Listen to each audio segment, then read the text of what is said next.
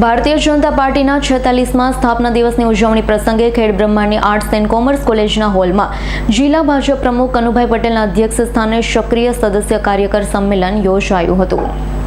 બીજી ટર્મ માટે નવનિયુક્ત થયા પછી પ્રથમવાર ખેડબ્રહ્મા પધારેલા જિલ્લા પ્રમુખ કનુભાઈ પટેલનું સન્માન કરવામાં આવ્યું છે।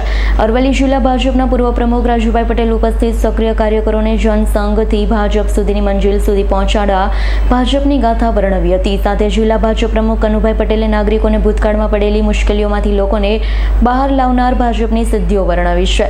સાંસદ શોભનાબેન બારૈયા, રાજ્યસભા સાંસદ રમીલાબેન બારા, પૂર્વ ધારાસભ્ય અશ્વિન કોટવાલા, અન્ય વક્તાઓએ સક્રિય કાર્યકરનું મહત્વ સમજાવ્યું હતું। સક્રિય કાર્યકર સંમેલનમાં વિધાનસભા મતદાન ક્ષેત્રના સક્રિય કાર્યકરો અને નવનિયુક્ત પદાધિકારીઓ મોટી સંખ્યામાં ઉપસ્થિત રહ્યા હતા। Bureau report, S9 news, Surat. અમારી તમામ માહિતીથી અપડેટ રહેવા માટે જોડાયેલા રહો S9 ન્યૂઝ સાથે।